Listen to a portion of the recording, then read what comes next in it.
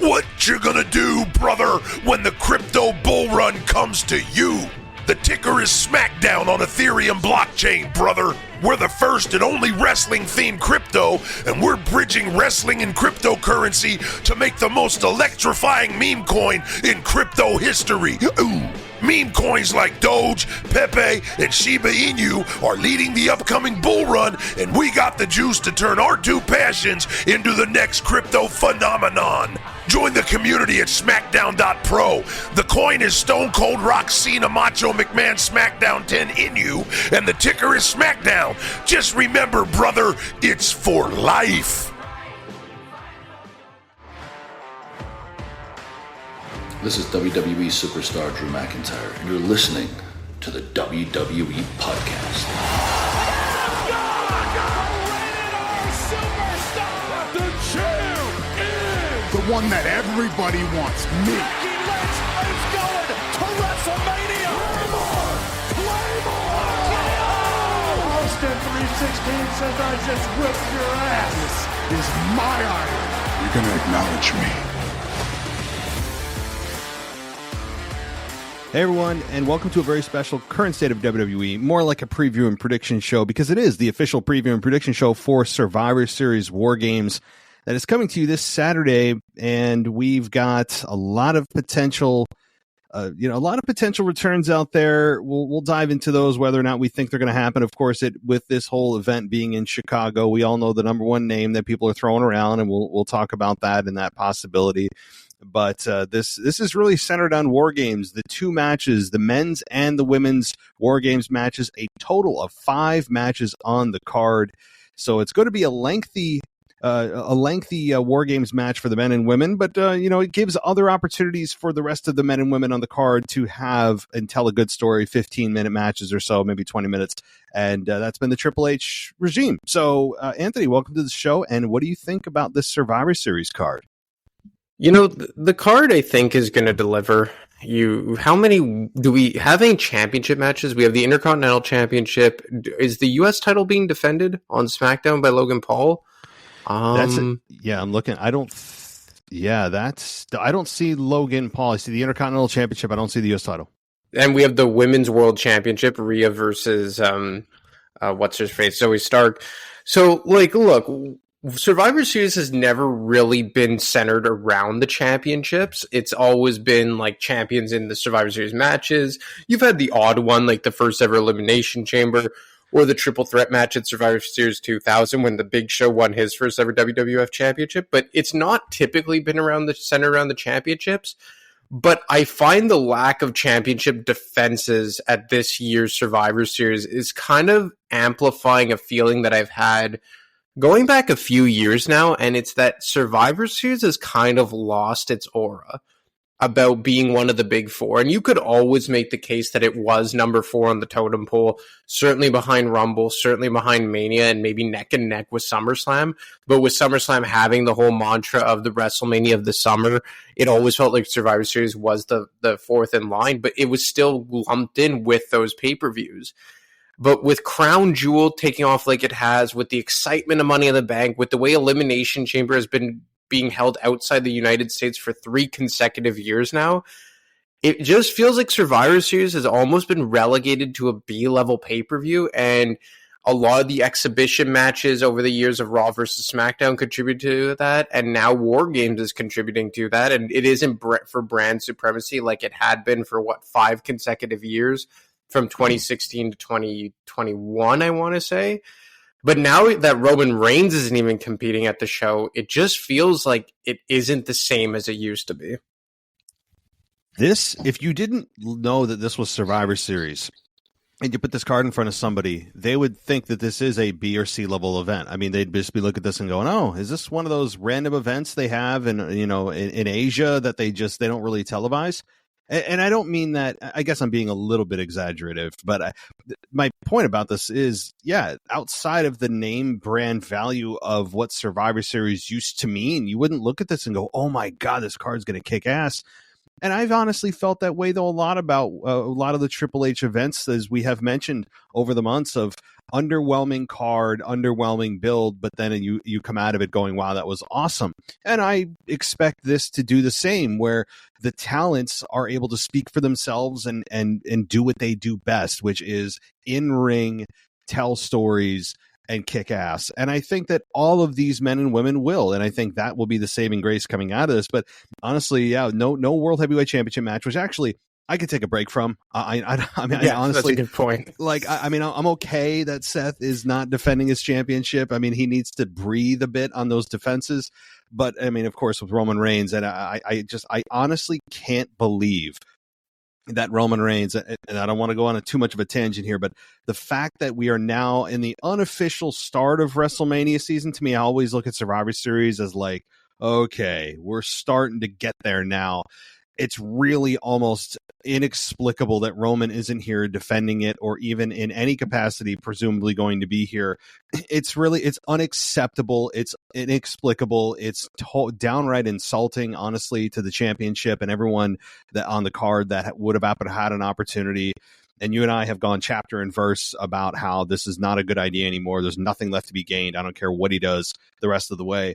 But this is, I mean, it's just becoming an absolute joke now with Roman not here. It's starting to be the most important time of the year, not there, not defending his belt. And we are just a couple months away from the official start to WrestleMania season, taking another 2 months off. I mean, I don't know if you want to touch quickly on that. I mean, it just feels like we've artificially built his path to WrestleMania already. Because when has a world title ever really changed at the Royal Rumble? Like, the Royal Rumble never sees a significant title change. Like, I mean, that's like the start of the road to WrestleMania, and like changing like typically world titles do not change between the Rumble or the turn of the calendar. Well, I guess there are exceptions to the rule. Like, the one that popped in my head was Cena regaining the WWE Championship from Edge's cash-in like 3 weeks later, which was bizarre in and of itself. But I guess they were just trying to get their feet wet with Edge as a world champion and main eventer at that time. But there's always the exception to the rules and the outliers. But like, I mean, I can't really think of a recent history of world titles changing at Rumble or No Way Out or Roadblock or Elimination Chamber, any of the numerous pay-per-views that they've had between Rumble and Mania. I guess the only semi-recent one, and we're still going back 7 years, would probably be, or 6 years. No, it will be 7 years. Bray Wyatt at the Elimination Chamber in 2017. So, I mean, and, you know, Bray Wyatt winning that championship is nowhere near the significance of the run that we've seen Roman Reigns on. So, I guess in a roundabout way, because of the history over the last 20 years or so of the title not really changing hands at Survivor or at No Way Out or any pay-per-view in February or the Royal Rumble, it feels like they've just artificially inflated another 4 or 5 months onto Roman Reigns' run, and he'll probably only defend the title maximum twice, and that's even if he defends it at the Elimination Chamber between now and WrestleMania. Yeah, that's a good point too, is once you get to Rumble, I mean, everything's kind of locked in for all intents and purposes. Without liars, of course, they can do, you know, changes, but it's more the exception than the rule with champions who are champions, especially the top champions, tend to stay in place when you get to WrestleMania from Rumble. So you're right. At this point, by extension, with Roman Reigns not being at Survivor Series, he's not going to be there reportedly until Royal Rumble time. At the very minimum, he'll defend his belt there. Maybe he won't even defend it. Who the hell knows? And at that point, yeah, it's already locked in. So you're locked in because he's not there for 2 months, which continues this pattern of just artificially inflating his run, which is just getting insane. The only time I can think of, like you said, beyond that, the Bray Wyatt was Brock. Did Brock Lesnar? Didn't he beat Big E in a a fatal 5-way or something to win the WWE Championship? And then day one, right before the Rumble. Yeah, okay, so not even in really WrestleMania season, so to speak. So, I mean, that's all I can think of outside of it. Then I'm going way back to having The Rock beat Kurt Angle at No Way Out to set up WrestleMania 17. So, like, you know, like, that's it. It doesn't happen too often. So, yeah, everything's locked into place. I would imagine even Seth Rollins is locked into place as world champion heading into the WrestleMania season. So let's get into it. Let's start talking about the card here with 5 matches. The first match is Carlito versus Santos Escobar. Take it away. I mean, I'm going to go with Santos Escobar. I mean, I don't see that there's a reason for Carlito to win. I think they're doing something really cool here with Santos Escobar. I think that they're going to try and revive that Legado del Fantasma character that I thought was always a better character than the LWO, and I get why they shifted it babyface to the LWO, but I think that it's just way more entertaining with Santos Escobar as a heel, leaning into the like a cartel type of gimmick. But I mean, Carlito, like, he's come back here as kind of a legacy star. No real reason for him to win, so it's Santos Escobar, and I don't think it should be a tough choice either. No, this is a slam dunk. I do wish they kept Carlito's old music, I have to say. I don't know why they changed it. But Carlito got himself into really good shape, and I commend him for that. And he's been a valuable asset to the LWO, bringing nostalgia back, but also kind of a new flavor to the group. And I like that. But again, there's no reason for Carlito to win here. None. This is 100% Santos, as you mentioned.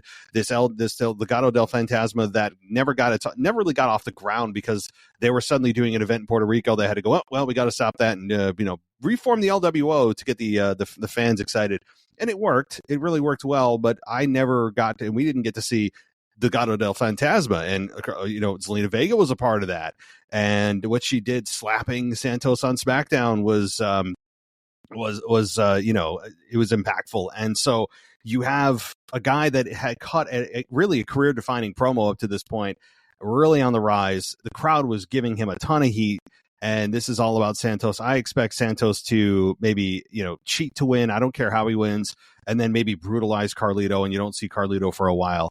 And this is all Santos Escobar. I would 100% agree. There's just no scenario, no world, no way in which Carlito comes out on top here. There's no need for it. So, but would there even be a slight justification for Carlito coming back on top? Other than to just do a post-match beatdown of Santos. I mean, having Carlito win and then Santos as a sore loser, pretends to shake his hand and then kicks him in the nuts and then just goes to town and beats him senseless. I mean, that's he's attacking people from behind, so that's kind of his brand right now, is being that cowardly heel of doing the from behind attacks. So that's the only scenario in which I could see Carlito winning, is in a way that just still puts over Santos. Yeah, there's just not really much to break down here. Like, if you want to try and be a contrarian, you could try and think of a reason to justify Carlito winning, but there's not much time to spend on this match. No. All right, well, then the Intercontinental Championship match is a little more fun here. The Miz versus Gunther, and what is your pick? Look, it's going to be Gunther, and I know a lot of people will probably feel the same way as, the way that we feel about Santos winning, that Gunther should be a slam dunk, and he probably is. But I do think that the Miz's Intercontinental Championship reign in 2016 should hold some value here. Because if we're being real, man, aside, before Gunther's championship run that he's on right now, was The Miz not the most relevant Intercontinental Champion of the last 15 years or so? He was one of them, no doubt. So I do hope that they pull on this story, and I think that they have. Gunther should win, The Miz shouldn't win, but I mean, there is a small case to be made that from a writing perspective and a long-term booking perspective, and even from kind of a payoff perspective, that The Miz would make somewhat sense to dethrone Gunther. I don't think it should be him. I don't think it will be him. But you could do loads worse than The Miz being the one to dethrone Gunther, just because of how legitimate of a champion he was, and just because of how I believe in real life he cares about making that championship relevant. And I think that if you take away the character, I have a lot of respect for the guy, Mike Mizanin. I do think the character has run its course a lot. I'm interested in this new babyface version of himself, but still kind of like a sleazeball, in an endearing way. And I have a newfound respect for The Miz, that you've realized he's just quietly gone about his business for 15 years and been a constant and always there. And even when he's been given crap to deal with, he's usually delivered from a story and in-ring perspective. I don't think it should be him. I don't think it will be him. My pick is Gunther, but I don't think it should be considered a slam dunk, and I don't think it would be the worst choice in the world either. This is one that I usually would fall into the trap of this has to be Gunther. And honestly, would I still book it that way? Yes. But to WWE's credit and Mike's credit, they have done a nice job of being able to turn The Miz from essentially a career heel into a sympathetic character in just a matter of weeks.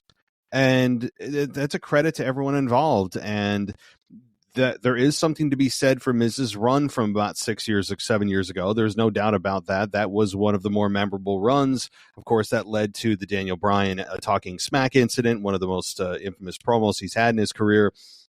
But I ultimately, this is difficult for me because what I'm looking at is Gunther's career, Gunther's future getting into the WrestleMania season. And if it is true that Brock Lesnar is going to face Gunther at WrestleMania, because I don't see Gunther winning the Rumble. It's not, even though he was the runner-up last year, I don't think it's just the way that the players, the champions are being laid out here. You still have LA Knight maybe competing with Seth Rollins. You, of course, have Cody probably competing with Roman Reigns, and then that's it. There's the 2 spots are filled. There's nothing left for Gunther to do in terms of top championships.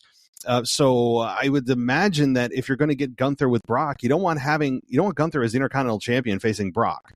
Because then Brock doesn't care about the IC belt. They wouldn't put the belt on Brock. So you got to get the belt off Gunther so that somebody else can have some time with it to actually make it worth its value. So I think Miz actually might win here. I'm going to pick the Miz in a shocker. Because wow. I'm picking the Miz only because of WrestleMania season and Gunther moving forward. There's no PLE in December unless they want to have Gunther lose sometime in December on a Monday Night Raw. They could have him lose at the Rumble. And I'm going to go with the Miz here in a shocker. And how does the Miz win, though? I'm not going to say that the Miz beats Gunther outright because that would prepare him very poorly for Brock Lesnar and very poorly for WrestleMania season. I would imagine there could be a return. There could be maybe a mix-up with with Imperium, because Imperium's been falling apart lately. With Ludwig Kaiser and Giovanni Vinci, they haven't been exactly getting along. There could be a turn here or an accidental mix-up that has Gunther lose the championship. The Miz captures the belt. The streak is over. They've already gotten the longest reigning Intercontinental champion of all time. So they've already crossed the finish line. They're there. So now they can do whatever they want. And I think you have Gunther drop it here. Most people are expecting the Miz to lose, but I would say Miz wins, really propels him into the babyface category, and of course protects Gunther because there's a mix-up. And then you have Gunther going into WrestleMania season, not with a belt, ready to face Brock Lesnar. So do you think, this is your prediction, but do you think it's a good idea from a creative perspective? No. I don't. I don't think it's awful. I would just go at least one more victory for Gunther and have him lose it at Rumble, maybe against Miz and maybe a returning Big E. I mean, when you think about returns, maybe Big E throws himself back into the mix here and gets himself involved in the IC title. He's been an IC champion before. You could do that. And that way you have Gunther lose in a triple threat at Rumble, and then you are able to protect him, having him not be involved in the fall, and then you can go right into Brock Lesnar.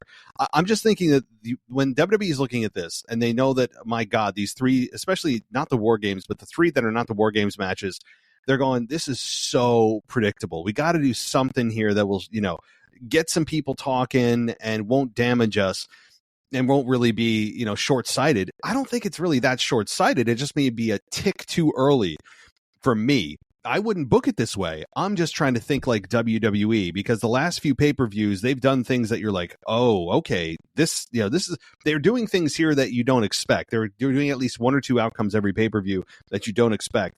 So that's really what's driving me is more of the unpredictability on WWE's part. Yeah, so. I mean, like I said, it's not the worst idea in the world. And I think that the Miz deserve, because you're not a huge fan of the character The Miz, but have you had like a newfound respect for him? He's more tolerable as a babyface, which is weird because usually, that kind of a character I would despise as a babyface, but he, and think he panders to fans, but he doesn't. He just turns off the annoying parts of him. I really don't. I don't hate the Miz. I don't like the Miz. To me, the Miz is just kind of there. I respect him. He still looks like he's fresh out of the real world. He hasn't aged a day. Somehow he's found the fountain of youth. He's like Jonathan Coachman, who just has not been able to age. He's just frozen in time, and good for him. But I don't know. Like he's tolerable, and I'm willing to give it a shot with him as Intercontinental Champion. I love Gunther as Intercontinental Champion. Don't get me wrong. He is one of the best, if not the best, IC champion I've seen in my lifetime as a wrestling fan. So I wouldn't do this. I would push Gunther a little further, maybe even to Mania. But if that match is Brock, you can't have the belt there, and maybe you get Gunther involved and have him drop it here a little bit early, and then have him try to recapture, and he ends up failing, a couple of times. So I'm just going. I don't honestly like. I know that this is a very small chance, but I'm just trying to get ahead of the curve, and I'll probably be proved totally wrong. So, well, to be honest, it makes a lot of sense because I love Gunther. You love Gunther. We both kind of agree that he's going to be a future world champion, and that's not anything profound. But it does feel like we're getting to the finish line with the Intercontinental title. Like, it's getting to that point where, like, what more needs to be proved? You know what I mean? Like, I feel, and it's not because we're sick of Gunther. I just think in his title run specifically, like, it's gone as far as it needs to go. He's held it for almost 18 months now, maybe a bit less. I think he got it in the end of June of 2022. He's already broken the record. He's dominated competition. And it doesn't always have to be an up-and-comer. Sometimes it could be someone who deserves it as a legacy star. I thought in a weird roundabout way it could have been Sheamus, but The Miz, given his history with that championship, does make sense.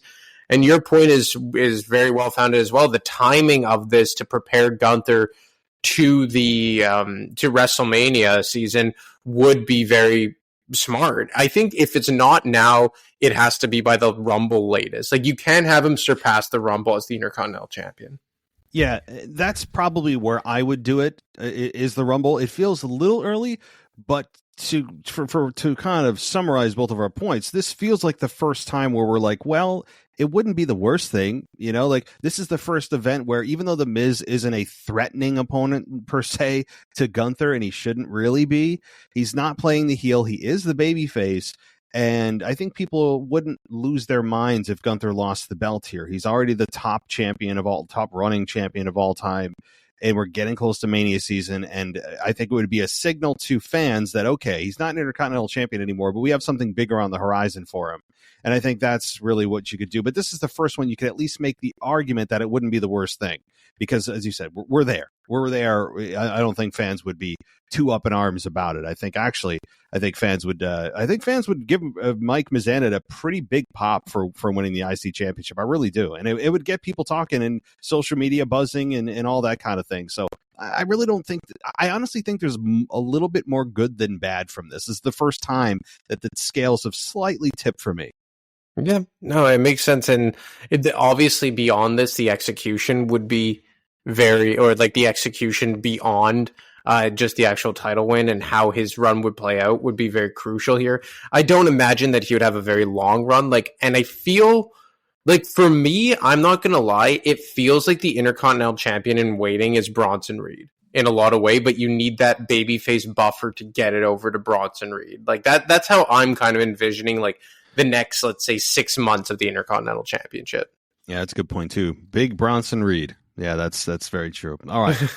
Yeah, I know they had to come up with something. They came up with big. Well, I mean, to be fair, they came up with the Big Show, and that somehow worked. So, all right, let's get to the Women's World Championship match. Zoe Stark and Rhea Ripley. I mean, I'll just put it out there. I'll just say there is no playing around in this one. This is not the Intercontinental Championship debate. To me, this is a lock it up, throw away the key decision. There's nothing to mess around with here. It's Rhea Ripley. Now, that's not to say Zoe Stark can have a good match. She absolutely should. She'll have some cool hope spots, but nobody seemed to be into her character last week, and with good reason. I mean, we don't even know who Zoe Stark is outside of she was Trish's sidekick doing her dirty work for several months in a program that went way too long with Becky Lynch. But we know she's really good in the ring, but personality-wise, character-wise, there's not a lot of connection with the fans. There is zero reason to play games with this match. None at all. And Rhea Ripley should come out 100% on top. Your thoughts? What you gonna do, brother, when the crypto bull run comes to you? The ticker is SmackDown on Ethereum blockchain, brother. We're the first and only wrestling-themed crypto, and we're bridging wrestling and cryptocurrency to make the most electrifying meme coin in crypto history. Ooh. Meme coins like Doge, Pepe, and Shiba Inu are leading the upcoming bull run, and we got the juice to turn our two passions into the next crypto phenomenon. Join the community at SmackDown.pro. The coin is Stone Cold Rock Cena Macho McMahon SmackDown 10 Inu, and the ticker is SmackDown. Just remember, brother, it's for life. Yeah, I mean, it's funny. I have a buddy who's usually big into wrestling, but he's fallen out of it. You know, life gets in the way the last 6 months or so. And he asked me a few days ago, like, so how has it been with Rhea Ripley on Monday Night Raw? And I said, you know what? In a lot of ways, she's the face of Monday Night Raw. She's arguably the biggest star Monday Night Raw has. But her title run has been disappointing. If that makes sense, and how both things can exist, can coexist at the same time. And I think it's because they've built up her character so well as kind of like the evil mastermind of the Judgment Day. And like I said, the face of Monday Night Raw and dominant woman. And like just the way that she's like kind of really become like a master manipulator on the men's side. But on the women's side, they haven't been able to build a single legitimate threat to her.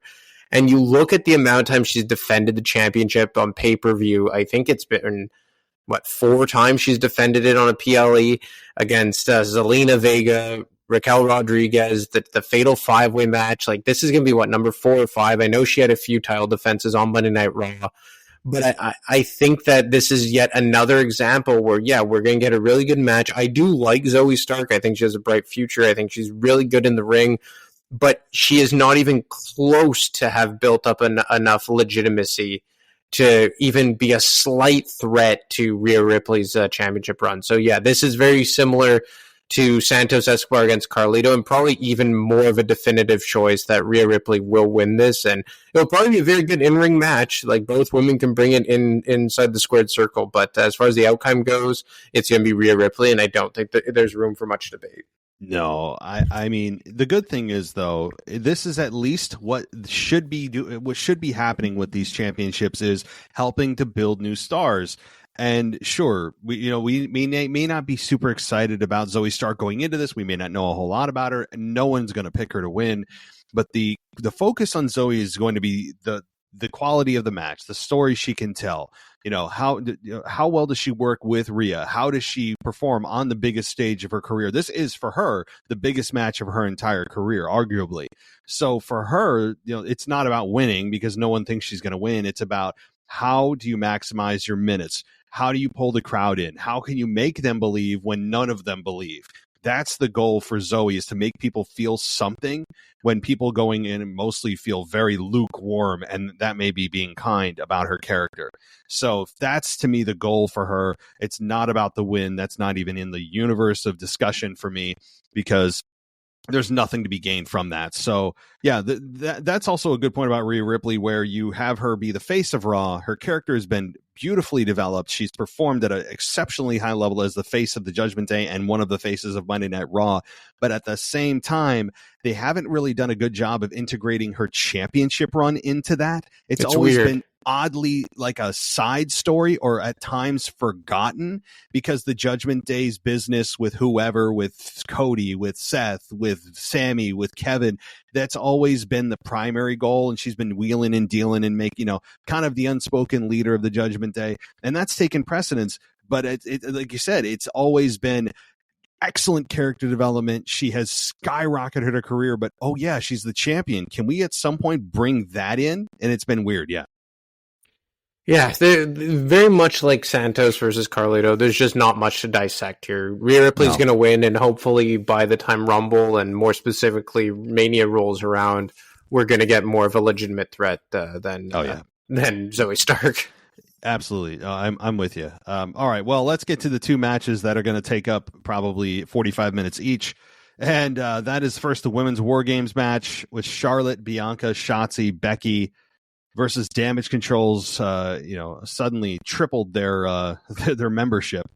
Bayley, Kairi Sane, Asuka, Io Sky. And this match, it is a 4-on-4. I was of the belief that it was supposed to be 5-on-5. I don't know if that's just forever burned in my brain that every Survivor Series elimination match has to be 5-on-5. Maybe that's just an old habit.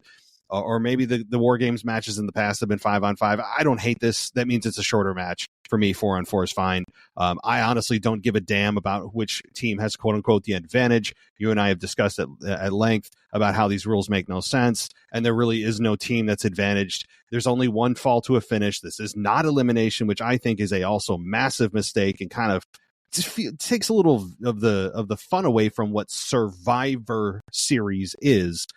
But I honestly, I still haven't made my pick. I've been on the fence about this, so I'll let you choose first. I think it's going to be Damage Control, and they're just going to continue planting the seeds of Bayley and Io Sky. And I think that this is probably going to lead to WrestleMania story.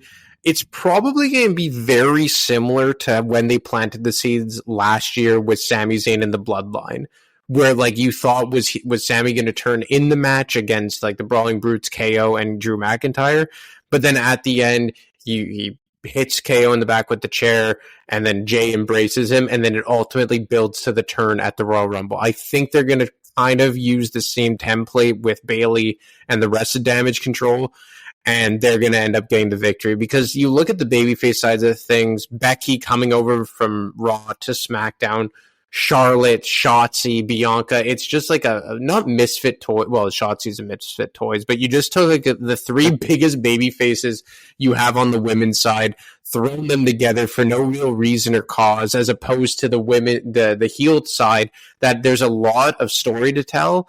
And now I'm actually intrigued. I'm really intrigued where they're going with this, because I think it's leading to a Bayley babyface turn and an eventual babyface run as the champion, but in her current version of herself. And I think we broke it down last week. We're ready for it. So I think it's going to be the heel side. I'm pretty confident with that, because there's so much of a story to continue to tell. And the one caveat I'll say is that the one time in Survivor Series history that the teams were 4-on-4 was 2004. Team Angle versus Team Eddie Guerrero was 4-on-4, and Team Triple H versus Team Randy Orton was 4-on-4. So that was the only other time that I can remember that each side was 4. Okay, so I always, for some reason, it's always been 5-on-5 for me, and I guess it sounds from the stats you're telling me, most of the time it is 5-on-5. But okay, so it has happened a few times before. And to your point about this match, I absolutely think that Bayley is eventually going to get turned on. She will be the babyface. She even showed a little hesitation this week about how I forget who said it, that, oh, well, somebody's, Asuka's not officially, or somebody's in this group has not officially been anointed a member. And Bayley was kind of like, paused like for a minute as if they're going to turn on her. And so I think that's coming. Bayley as a babyface is a very intriguing character for me. And it only took 18 months to actually give a damn about this group. So that's something where we all were waiting for them to just die off and never be spoken of again. Suddenly they've been reinvigorated, and now we're all waiting for the turn and eventually a Bayley. So I would agree that, that's going to be the focus, but I also do think that the Island of Misfit Toys is a great way to put all these women together, because all of them have really nothing in common other than just they don't like Damage Control, which also, why doesn't Becky Lynch like Damage Control? I don't understand. What happened with, did I miss something, or did they just need star power in this match? Because suddenly she comes over from Raw. There's no explanation as to how or why that happened. Suddenly Charlotte and Becky Lynch put their differences aside for a common cause of Damage Control. It doesn't make sense to me. This whole crossover crap, as you know, drives me up a wall. And that also happened with Mr. Politician on SmackDown, and we'll talk about him next. But honestly, when it comes to my pick, I'm gonna go with Damage Control too, because they need the win more. They've been reinforced, and I think that Charlotte, Bianca, Shotzi, and Becky have no chemistry whatsoever. I don't need to see them as a team. They're really not a team. They're just 4 individuals thrown together for this match. So Damage Control wins. Shotzi takes the fall. baby Bailey or Kairi Sane are the ones who pin Shotzi, and that's probably how this ends. And really a fun, violent match that's going to be a lot of near falls and off the cage and that kind of thing. Yeah, I think that's all very accurate. I just, there's no reason for the babyface side to win here. Like, they're all kind of just lost out at sea right now, all four of them. I don't know why Shotzi's in this. Like, I don't see it with Shotzi. Full disclosure, I don't get it. I mean, I briefly cared when Bailey shaved her head, but that seems to have been thrown by the wayside. Like, I think you pointed out, like, were we supposed to just be scared of her because she had a new haircut? Like, I didn't really get it. Yeah. But I am intrigued about Bailey and what I would imagine is the impending falling out with Damage Control. I think the fact that you have now 3 members who all speak the same language or of the same origin will, I guess, add to the whole mysteriousness of Io Sky, and that they can communicate without Bailey really understanding what's going on. They could be way more conniving and deceiving. So I'm very intrigued with Damage Control. And to your point, it only took, 15 months? Yeah, really. I mean, seriously, from SummerSlam of last year until, when they originally debuted against Bianca Belair.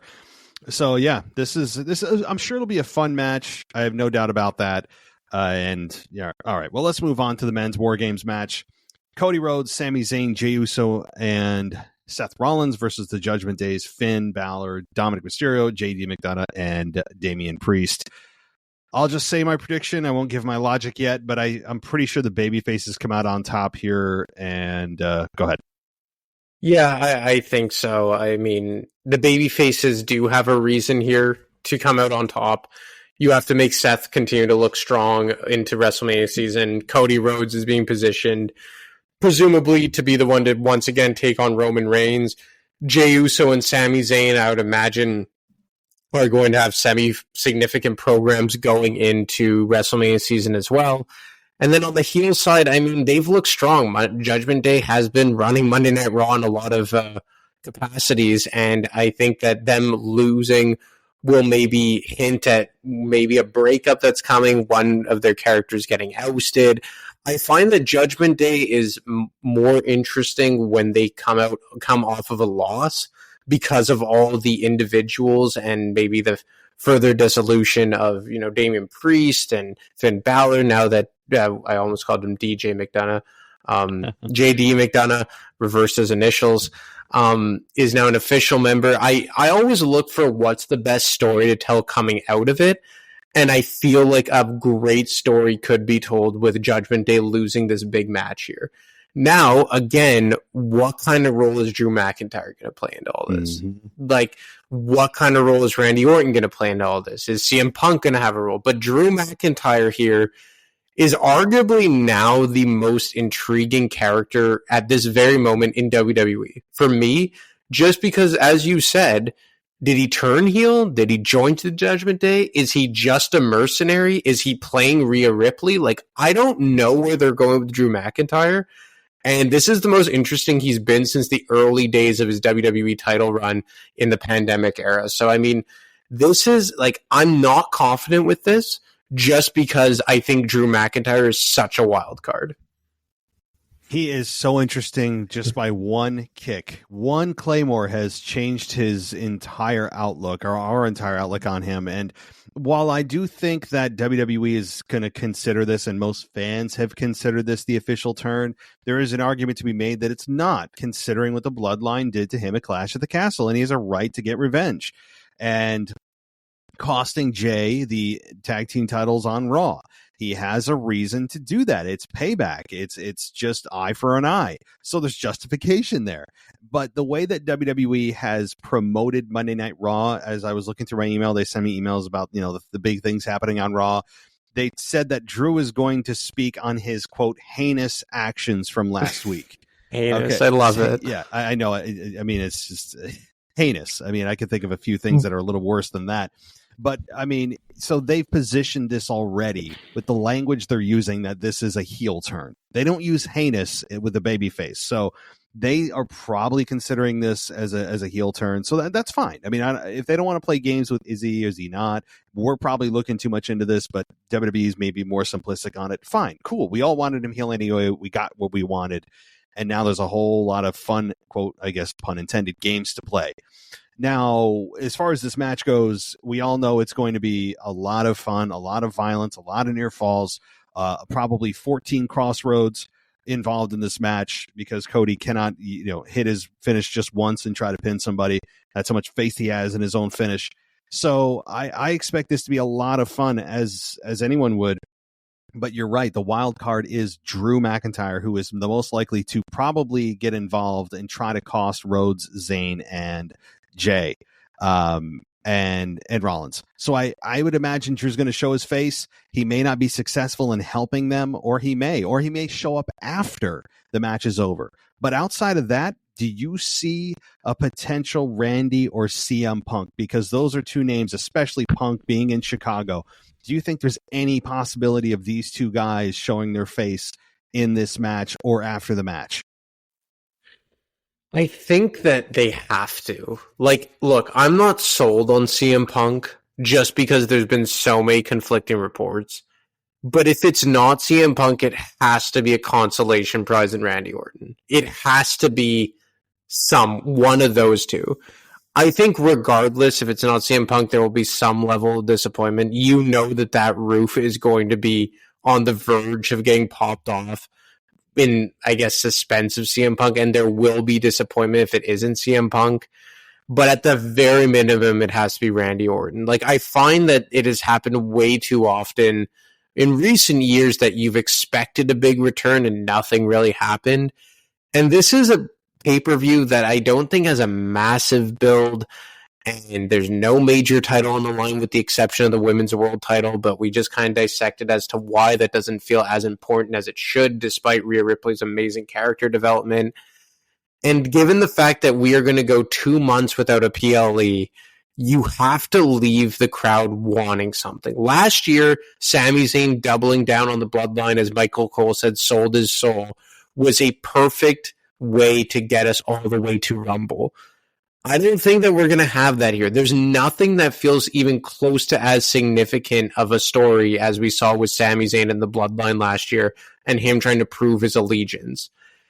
I don't know if you could go off the air with the babyfaces standing tall and everyone feeling, satisfied, or Drew McIntyre helping the heels win and everyone being content with that cliffhanger. Like, I feel like given the gap between now and the next PLE, and given how lackluster this entire pay-per-view feels as a whole, you have to give the crowd something. I understand that it may not be CM Punk, which we're all hoping for, but at the very least, you have to give them a Randy Orton. That's my rationale, just because I think people will be legitimately pissed off if it isn't one or the other.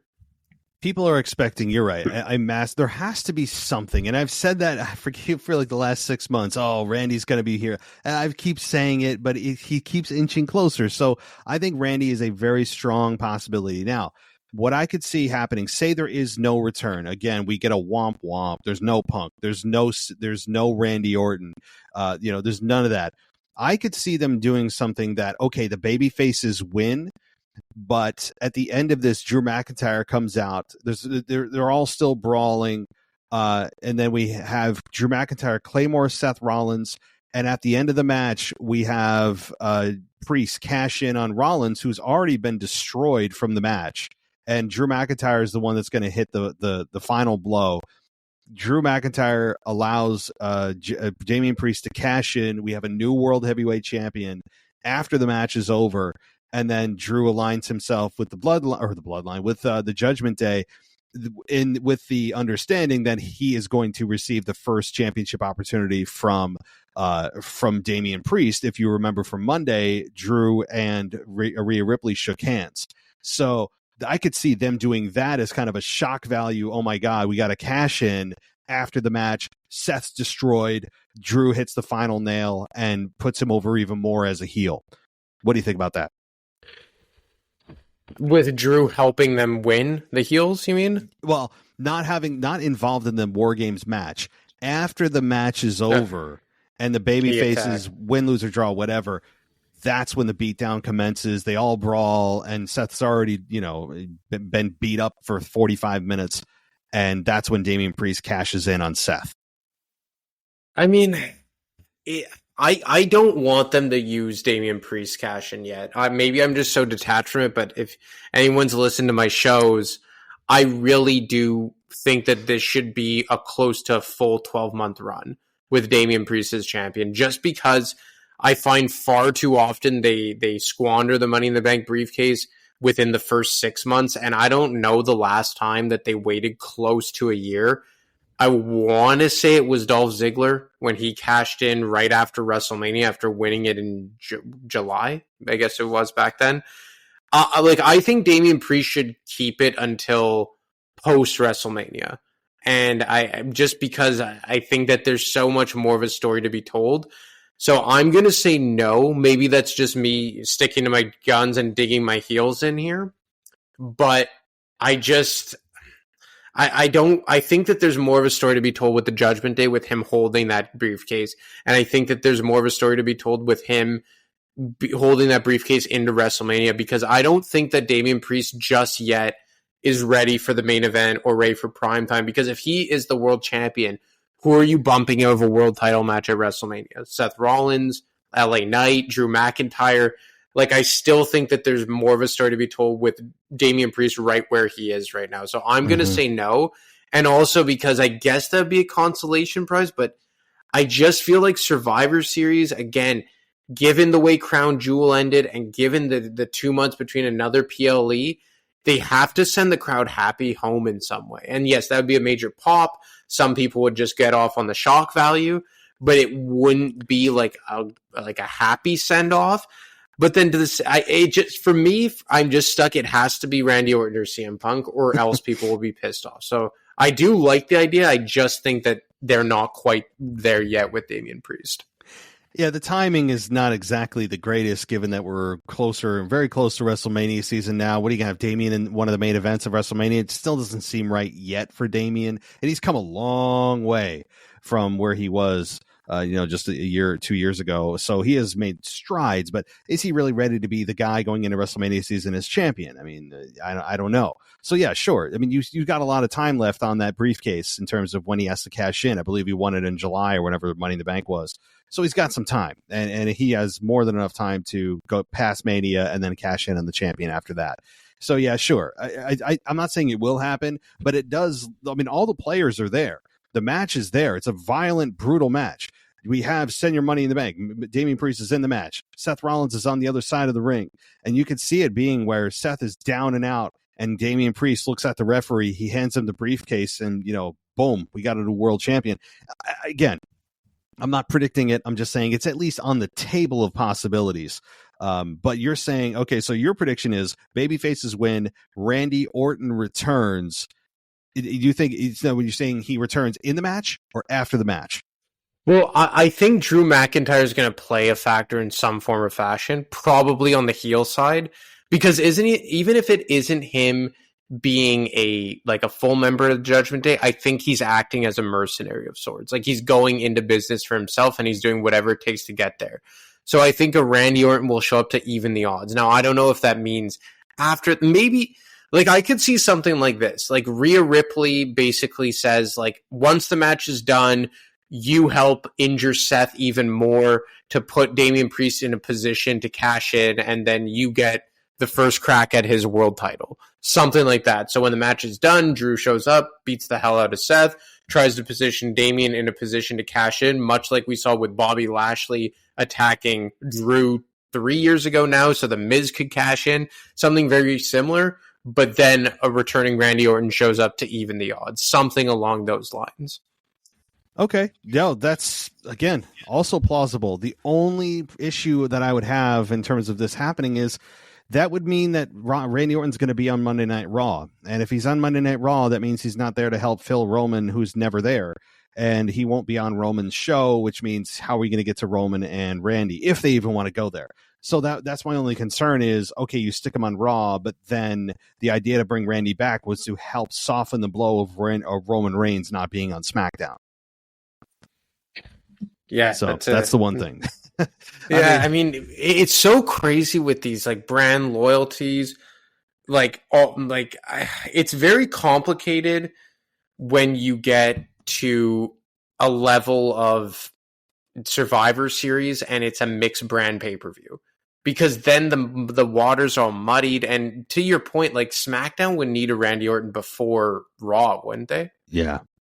And like we've been, and one of the questions this week on After Dark was talking about all the star power being on Monday Night Raw. So you look at SmackDown right now, and it's like SmackDown's main event isn't involved in Survivor Series at all. How crazy is that? The US title isn't involved. Obviously, the Undisputed Championship isn't involved. LA Knight isn't involved. I mean, AJ Styles, if you even want to count him, isn't involved. Like Jimmy Uso, like SmackDown's in a very bad place right now. That comment you just made really got to put things into perspective. That's no. I now that I think about it, I do look at it and think, yeah, wow. Without Roman Reigns' absence is a pretty big absence, and they could use a little bit of star power, a little bit of an injection. And Randy Orton on SmackDown actually makes a little more sense if you want to balance things a little more. So if there is no Randy Orton, pretend that's not the case. Do you think CM Punk actually does show up here and help some? I mean, I actually put CM Punk's return at like a 10% chance. I don't think there's a very strong, a really large chance, because I don't know who you pair him with. I mean, I really don't know what you do outside of people thinking, oh, it's Roman Reigns. Well, he's not there. It's, I don't know, like CM Punk, like I guess he would have to go to SmackDown, but I feel like at WrestleMania he would be against Cody or Seth. Like, so he would kind of have to be on Monday Night Raw. They've really gone in a weird direction here with SmackDown since I would probably say SummerSlam-ish, because you had John Cena there. AJ Styles was being positioned in a semi-significant way. Then they wrote him off television. Sheamus hasn't been seen since his match with Edge in August. So it feels like, no, because yeah, like it would make more sense to have Randy on SmackDown or CM Punk on SmackDown.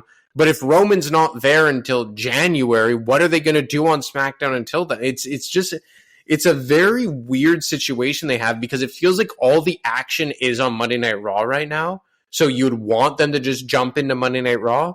But at the same time, SmackDown needs them more. But if you send them to SmackDown, what are they going to do? It's a very bizarre situation. This is the drawbacks, one of the drawbacks of the brand split. And I like the brand split when it's done correctly and when you have a balanced roster, and, but you're not always going to have everything being perfectly balanced. You're going to have injuries. You're going to have trades. You're going to have inconvenient appearances from Raw to SmackDown and SmackDown to Raw. And we're all supposed to not care. It's just the nature of the draft, and one that just is part of a draft is you have to deal with these things. And this is one of them. Randy, well, you're like you said, Randy comes back, but if he goes to SmackDown, what does he do? He makes more sense for him to go to Raw, but Raw's already got enough star power. However, this past week on SmackDown, Mr. Cody Rhodes did show up on SmackDown. He was in Nick Aldis's office in the background, and then he ends up showing up being, of course, Mr. White Knight, doing the right thing, and Mr. Moral Compass, and making the save at the end of the show. And it's just what he seemingly does to get the fans to just love him as much as possible. And so there could be a big trade from Cody Rhodes going from Raw to SmackDown, and then you get Cody Rhodes on SmackDown, and then there you go. But I don't think that's what they're doing. It's just, I don't know. I mean, it's getting to the point where, the draft is starting to show its age a little bit, and they're starting to bring people over that with no explanation, as always. I think it just goes to show the state of SmackDown right now. Yeah. I think SmackDown is in a very bad place, and they have no other alternative but to make the show make it watchable, but to obliterate their own rules. And on a certain level, like, it's almost making me want to give them a pass. But at the same time, for the last 3 months, you built the show around pretty much a part-timer in John Cena. You did nothing to further a superstar like, let's say, Karrion Kross. Sheamus has been MIA. You were doing a decent job with AJ Styles, and then you wrote him off TV. Like, you have the talent. Like, I just don't really get where their creative direction has gone since the beginning of October here.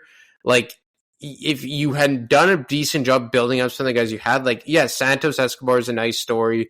The women's division has improved, but, like, aside from John Cena and LA Knight, they did nothing to really prepare us for top-level baby faces. The U.S. title is now on Logan Paul, who I think is still a part-timer for all intents and purposes. So I don't like not obeying to your own rules for the brand split, but I do get it just because of how bad of a position SmackDown is in star power-wise. Oh, yeah, no, again, I'm a big believer, as you are too, of adhering to brand rules. But I also understand the temptation and the feeling of the need to bring people over because they still have ratings that they want to hit. They have sponsors that have paid a bunch of money to come on the show that you said you have X amount of viewers on. I understand all that. So while as a fan, I get super frustrated from a business perspective and a viewership perspective and numbers and dollars and cents, I absolutely understand why they do what they do. Even if as a fan, I'm just sitting here going, this is ridiculous. No one's even questioning it. Security should be here. I mean, it is kind of a conflict or very conflicting goals. And I understand that, but all right. Well, I guess we'll wrap it up there. Do you have any final thoughts or any other random things you want to talk about as far as this event goes? All I'm saying, or one thing I just want to say and kind of ask you is like, do you think that Roman Reigns missing Survivor Series is like the straw that finally broke the camel's back? If this Survivor Series felt like it actually had a lot of meaning, if this Survivor Series felt like a normal Survivor Series in years past, and I'm talking pre even the brand, ridiculous, plain stupid brand supremacy stuff, when Survivor Series felt like Survivor Series, I would say this is it. I'm already done and I'm past it. But for the casual fan who's just getting frustrated by it, I think they're going to look at this and go, okay, it's Survivor Series. This is one of the big four. WTF is going on. And my back has been broken a long time ago now with Roman Reigns. So that's already a dead corpse rotting in the ground. So, but for most of the casual fans who have been a little more lenient, a little more patient with this, a little more understanding, well, maybe he's sick, maybe his cancer came back, maybe he's injured. I think even for those people, they're going to say, what the hell is going on? Yeah, I'm with you here. I think him missing Survivor Series, he's fought at one PLE since was it this year that SummerSlam was in July? No, that was last year, but it was still early August. It was super early, yeah. Yeah, super early August. So you pretty much missed August, you missed September, you missed October, you wrestled at the beginning of November, now you're going to miss December and all the way till the end of January. Like it's egregious, and like you said, you're missing Survivor Series, a Big Four pay-per-view. Yeah. When's the last time the WWE champion was not on Survivor Series? That's a stat I don't have the top. I don't know. Probably never. That's probably the answer, because even Brock Lesnar at the peak of his world title runs and his part-time schedule never missed this much. Like Brock Lesnar felt full-time compared to this. He does. He felt like he was even working house shows. I mean, that's how often he was here compared to Roman. I mean, we have just, I don't know what more to say about this run other than just like, we like Roman Reigns. We love his character. He's been an absolute magic in the ring. He has, absolutely, he is a Hall of Famer right now. All of that is 100% true, but like, there's nothing left to gain other than just day tick tick tick tick tick tick.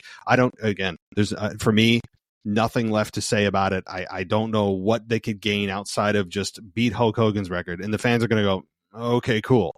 And then he gets to number 2, and fans going, okay, cool. Like, the fans aren't going to feel any different about Roman whether he is 1,300 days or 2,800 days and beats Bruno Sammartino. I'm sorry, the fans don't care. This is a very kind of a selfish act by WWE for whatever reasons they have. It's selfish for us to have to endure a SmackDown without a champion, and it's especially selfish for WWE or management. You have to have the guys on SmackDown or whatever brand Roman appears on to not have a championship for them to be able to contend with and work with and have that moment for their own careers. I mean, it's just, yeah. So that's all I've got left. Yeah, there's only so much you could say on the Roman Reigns stuff, and like it is like you said, like, what was the terminology you used? Like, we've told how many chapters on it. Like, there's not much left to say, and they've kind of overcorrected with the World Heavyweight Championship, but at this point, it's almost like I'm numb to it now. Like, it's almost just become like a comedy, a parody of itself at this point. That's all it is. Because if I don't, I mean, it's because my brain, there's like that part of your brain that if you go through a traumatic event, it blocks out what that event is.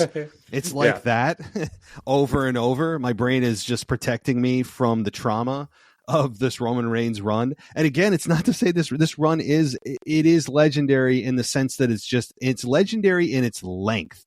That's it. It's legendary in its length. And if length is the only card you have to play left, then you should probably abandon ship at that point, because you cannot be a one-trick pony with this whole run and go, wow, we've got length. Oh, look, 1,100 days, 1,200. Oh, my God, isn't this better? Isn't 1,200 better than 1,100? Isn't 1,500? Like, that's all they've got left. All right. Yeah. Jesus. Yeah, no, it's honestly, like, I think that, and I think you beat this drum a lot, had they ended it last year in Montreal, not just because I was there, but had they ended it last year in Montreal, you could say it all was worth it. 100%. 100. I don't feel any different now on November 20th than I did on February 20th. How many months ago that was, from the time that I said, okay, well, maybe I'll feel different. I don't feel any different. In fact, looking back, I feel even stronger that it should have been Sami Zayn. Looking back at how everything perfectly aligned in a very rare formation of, this is the guy, this is the time, it's in his hometown, he is a somewhat young talent, the fans organically love him, Roman has had a legendary run already, we've just effing do this, and they didn't. And I still believe, even stronger now, that was a very bad move on WWE's part, because what have we gained from February to now? A whole bunch of rare appearances, a whole bunch of gaps in appearances. We've gained nothing. Except you got to that illustrious 1,000 days, right? Oh, that changed all of it. It changed everything. Man, that was the game changer, man. Oh, now they can. That's true. Now they can print T-shirts. They can make their documentary.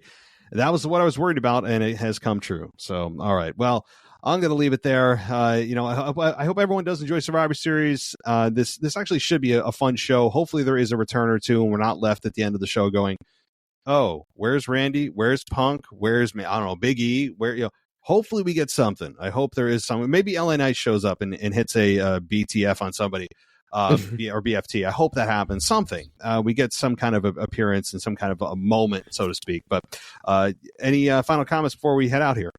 No, I just hope it over-delivers, but under the Triple H era, maybe with the exception for a few odd pay-per-views here and there, that's kind of become like a hallmark of his PLEs.